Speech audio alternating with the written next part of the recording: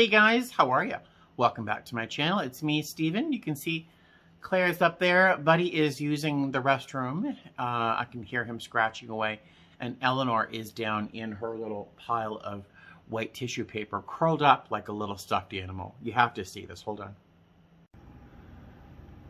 Look at Eleanor. One of her happiest places in the whole world is this pile of white tissue paper. Isn't she sweet? She just yawned a little bit and stretched in her little nest. And my heart melted, of course, because I just love this damn cat. Hi there. Welcome to Vlogmas Day 4. Today, I was going to talk with you guys about flight attendant positions B, C, D, and E as a continuation from yesterday's video talking about position A. I could probably get most of those positions in one video. Since once you understand what A does, the rest of the positions are fairly easy to describe easily and quickly. Hey, buddy. Yeah, hold on one sec. You can't walk by me and not get a hug. Do you hear that? It's like I'm murdering him. It's like I'm murdering you. It's like you're dying. Oh, honey, look at that little face. I know. So, there you go. What was I saying? I was going to talk to you guys about those positions. He really doesn't like being on camera. Instead, we're doing something else. So before I get too far into this video, I do want to tell you something. I did change my mind about the giveaway. I mentioned a giveaway a couple days ago. I'm giving away 2 Hot Logic minis, a red one and a pink one. Initially, I wasn't going to have you guys do anything really to enter into the giveaway. Maybe just reply to a video. But I changed my mind. And I sort of took inspiration from something that happened today, which I'll tell you about, and also last year's giveaway. Last year's giveaway, and I forget the inspiration behind that one, but was if you wanted to take part in the giveaway, which I think was for an eBags gift lunch bag, I asked you guys to do a kind, loving, patient thing for somebody else in need. And many of you did, and many of you shared wonderful, wonderful stories and tidbits about how you tried to make the world a better place last year. And this year is very different than last year, isn't it? If anything, we need a little bit more kindness, a little bit more generosity, a little bit more love and patience. So, in conjunction with, again, what just I saw earlier today, I figured that would be the spirit behind today's giveaway as well. So, or this year's giveaway as well. So, what I'm going to ask you to do is sometime between now, December 4th, and December 25th, between now and Christmas. Even if you don't celebrate Christmas, this is still a good time to be nice to other people. If you want to take part in my giveaway, start thinking up of a way or start practicing patience, love, and tolerance, and do something kind, loving, patient, generous, something nice for somebody else who is in need. Now, that could be anything from doing what I frequently try to do is if I'm at a Subway, for example, at the end of my street. That place gives me lots of opportunities to get, feed someone once in a while. There's lots and lots of little ways we can try and be nice to other people. Paying for the person behind you at Starbucks, something as simple as that. Maybe dropping off a few canned goods to a food pantry or something. It doesn't have to be financially motivated either, so just showing patience to somebody in a time that you really weren't being very patient, or just showing some love to another person. So it doesn't have to be financial. I know that many of us are struggling right now financially because of the pandemic, but so now it's even more important that we're kind and generous to one another. And once again, that doesn't have to be financially. But, do something nice for maybe a stray pet, a stray animal, because that's how I got 3 cats, of course. So watch out.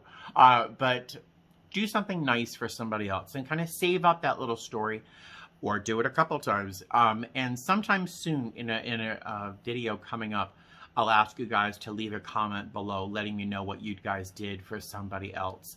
And then let me know in that comment whether you'd like a red or a pink Hot Logic Mini, or either, you know, if you're not picky. All right, so part of the inspiration for this change in my giveaway is what just happened to me when I was coming up from the mailroom in my apartment complex. Now, you know, I'm trying to buy a house, and hopefully, all of that is cleared up. The title, there's something going on with the title. Hopefully that's all cleared up in the next week or so. I'm really hoping. And to prepare for a move, that's going to take me a couple weeks, is because I'm doing it by myself. I'm just getting rid of stuff in my house that just isn't useful, that's broken. For example, right now I'm looking at a clothing rack that's broken, kind of. It's tilting. It still kind of holds stuff, but it's kind of like it's tilting this way, and I'm looking at it going, why do I still have that? You know? So today I've been going through my little apartment trying to throw away stuff and declutter, which I could have done before buying a house, of course, but just tossing stuff that's not useful for me or anybody else. And in coming back from the dumpster, I went into the mail room and looked at my mail, and I found this. This has nothing to do with the video. I am officially an old person. United Healthcare has invited me to get a free colorectal cancer screening test, a home test for free. And, you know, I'll take them up on it. I'm 51, you know, it's time. But I got that in the mail, and when I was leaving the mail room, I looked up and saw a piece of note paper stuck to the wall with a piece of Scotch tape. And I think I'll include a little clip of that, because I have my phone with me. I took a little clip of it so I can talk about it in a moment. So I'll insert that now. All right, here's the note I was just telling you about. And I'm covering up his phone number. I don't want to clearly leave that on the internet, but you can pause that to read it if you want to. I know, right? Sad. You may have had to pause that to be able to read it, but it's really sad. And it kind of woke me up to something I probably already guessed in the first place, that this guy in 115 is a little old man. He's a very old man. Living by himself in the same studio that I have. But, you know, when I walk by, it's hard not to look in the window. You know, if someone's window's open, you kind of have to look in. But in walking by, I noticed that the guy has no furniture. He has one, like, lawn chair. You know, I don't stare, but in passing, I noticed, like, periodically his floor is just covered in papers, and I don't think he has a TV or any sorts of entertainment or anything. He's this little old man who lives by himself with like nothing to his name. And you know, it's a sad story, and I've tried to say hi and maybe a small talk in passing, but he really has no interest in talking. And I don't know, maybe he thinks he has nothing to talk about. I don't know. But I haven't made a huge effort. It was really a very topical, hey, how are you? You know, I see we're neighbors, and I left it at that when there didn't seem to be much participation in a conversation, you know, and I let it be. And it kind of just wore on me a little bit of a worry in the back that he's clearly having a hard time as an old person by himself. But I don't know his story, so I just kind of let it go, you know. And that's been probably for 6 months. He's been here for probably about 6 months or so. And that was him. That was him writing that letter that was taped on the wall. So apparently he was gone from the apartment, I didn't know, for about a month in a nursing home. But they kind of kicked him out again, and he's back in this apartment. I don't know how he got in the apartment. I don't know who's paying the rent or the electricity. I don't know anything about it. But he's clearly destitute, and he's in his note begging his neighbors for food. And I think there's one part in the letter that said stale bread is okay. You know? So, and that somebody at the nursing home has his wallet. I'm not sure if you could read that or not, but someone at the nursing home has his wallet, and he would like someone to call him. He wrote his phone number on that piece of paper. I covered it up with my fingers, I think, in terms of just potentially asking for help in getting his wallet back. There was $47 in it, apparently, and that probably is all he has to his name. I don't know. And the very bottom line, which you probably couldn't read, was saying that he could also use a ride to a friend's house. I don't have a car, clearly, but you know, in my isolation here in my apartment, I've been eating pasta. I just have this store of pasta, and that's what I've been eating pretty much every day. And I don't have a lot of food in the house, but I have some boxes of pasta that I'm going to drop off. I have 1 jar of tomato sauce, which is really good. A couple of things of tomato soup, and I have some oatmeal, instant oatmeal. I'm going to drop off at his doorstep and hope that it's there, you know, when he opens the store at some point, just so he has some food.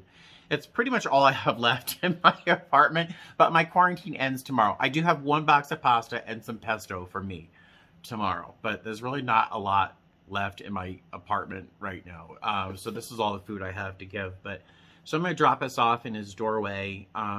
So the quandary I have right now, this is the knot that's in my chest right now, is how involved do I get in this? Because if you know me, I get emotionally invested like this when it comes to stray kittens that are going to die if I don't take care of them, right? I have 3 cats because I got invested in these, you know, stray cats. I get invested emotionally in situations where I don't know how much help I can be.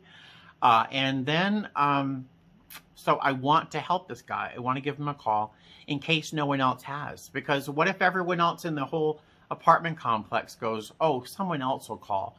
Someone else will offer to help him. But what if no one does? No one is going to help the guy.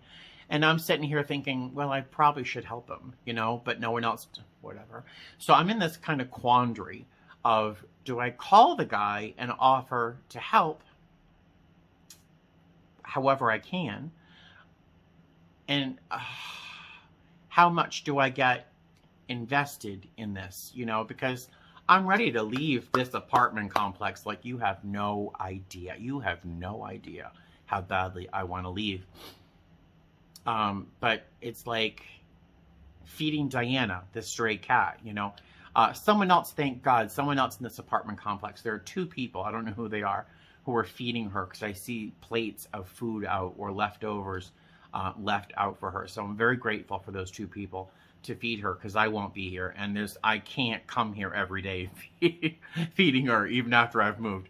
But not to equate this old man with a stray cat, but I'm kind of torn. I want to help, but I also don't know if I really want to get hugely invested in this guy. This feels like a Hallmark movie for the holidays. It really does. As I'm saying it out loud, it feels like this is a test from God saying, if you want to be a good person right now, you should offer to help this guy.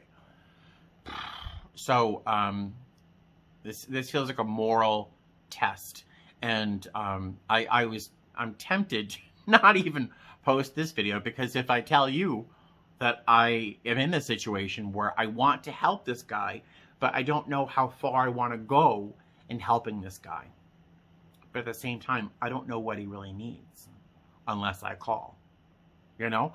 So I'm kind of in a little quandary. I want to help a little, but I don't want to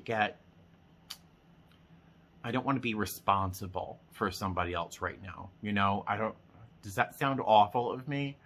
It seems awful to say it out loud. But, so here's where I am right now. I'm not really asking for opinions, because I really don't think that anybody out there, you guys, could probably solve this moral dilemma I'm in right now.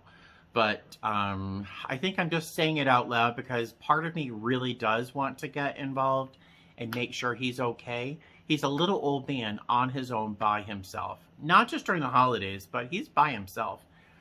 But then somebody's helping him with his rent, like or his paying his utilities and stuff. So I think, all right, now I know what I'm going to do.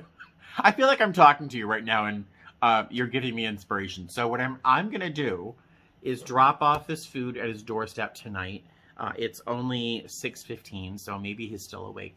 And then tomorrow morning, I'll call the leasing office. Now, I'm still on quarantine through tomorrow evening, so maybe I'll go in like at 4 o'clock in the afternoon, hoping my quarantine's just over, and just talk to them in person, because I'm not sure how to say this on the phone. But ask them if they know anything about this guy and what kind of help he needs. The woman who's in charge of the leasing office does seem very concerned about some of the people's welfare in our complex, because my complex, the people who live here, some of them are abjectly poverty stricken or just in really difficult straits, as as I was, especially when I first moved in here. So I'm going to ask them what they think first, or what they might have been doing for him, and to see if he's reached out for help or something, and then maybe use that as inspiration on how to approach calling him. So this feels like a safe way for me to kind of tiptoe into being a good guy. But yeah, this place where I am right here in my heart, where I have this sense of compassion and empathy and love for strangers, is conflicted so much with my ego and my need for my stuff and my safety and for me being happy. I don't know, is this normal? Is everyone else conflicted? When you want to do something nice and kind and generous for somebody, are you sometimes conflicted with your own sense of, ooh, but if I give that away, I won't have what I think I need, you know? I don't know, this feels like therapy right now. So, not a very happy Vlogmas post, I know. But, you know, if I'm anything, I'm honest and transparent. You could be watching a video of me making coffee, right? Or doing laundry. But instead, you get to hear me talk about, you know, compassion and my anxiety about losing something if I give up something, you know? I'm crazy. But there you go. I'm going to stop rambling and get this food over to his door, and then try to sleep tonight. All right, so I will talk to you guys later. This is quite honestly probably the weirdest video I've ever made, ever. But thank you for watching. If you've watched the whole video, thank you so much. I do appreciate it. Think about how you can be kind to other people. Hopefully my struggle right now with my moral compass will give you some inspiration for being kind to somebody else and not struggling over it. All right, so I will talk to you guys tomorrow. Have a great night, and fly safe as always. Bye. Oh, hey guys. All right, so me again. Jeepers creepers.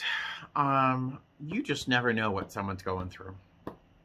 So I just went over to the guy's apartment with a box of that food. I found a roll of cookies from IKEA that I really enjoy, a bar of chocolate that I really enjoy as well. I have 2 of them, and a couple masks that someone had sent me to give to other people in need. So I put those in the box as well. I brought it over to his house or his apartment, and there was a light on, so I wasn't quite sure whether I should just drop the box and leave, because do you remember that suspicious neighbor I was worried about that might potentially have broken into my apartment? That's where I live, that kind of place. She walked in and out of her apartment, was smoking a cigarette, and I didn't want to walk up to this guy's house and leave a box and wonder if she was going to take it or not. I know. I'm just awful. So I brought it over and I knocked on his door. I had to guard myself a little because I want to help, but I just don't know how much I can help and still be comfortable, you know, because I'm self-centered to the extreme. So I knocked on his door, and there was no answer immediately, so I thought I'll just drop the box and trust that he'll get it. Well, I saw movement, and he opened the door, and there he is with a colostomy bag, or some sort of bag that collects waste. I'm not quite sure what it was. It was fairly large, and he's holding it in his robe. He's trying to hold his robe closed at the same time. I'm like, oh my God. He's got a mattress on the floor. He's got a lawn chair. And that's it. And he's got like paper strewn around the floor as if he were me with my cat and the paper all over the floor. And so it's like, hi, you know what? I saw your note downstairs and I thought I would bring over some of what I had in the house. And he said, he said, thanks. You know, I've got plenty of food now. And I laughed. I said, well, you know, you eat it and it goes away. So you have a little bit more. And he said, well, thank you very much. And he's like going to close the door. I'm like, well, I'm trying to be nice here. Don't close the door, you know? And so I said, you know, has anyone else offered to, you know, assist you and with your wallet and stuff? And he's like, I'll be okay. And he's like, and he's closing the door. I'm like, okay. Well, have a good night. You know, my name is Steven. If you see me around, if you need any help, I'm right down in my apartment number. I told him what it was. And then he closed the door. Okay, so there's the end of that. I still may talk to my leasing office to see if they have if he's asked them for help or if anyone else has offered to help him. But so there you go. I didn't think that the story would end right there, but it looks like it might have. So yeah, very strange. And I know it's a doubly strange Vlogmas video, but you know, if you've been a part of my channel, you know this is probably not that strange, right? All right, so I'll let you go finally. I'm sorry. I'll talk to you guys later. Fly safe, I guess. Bye.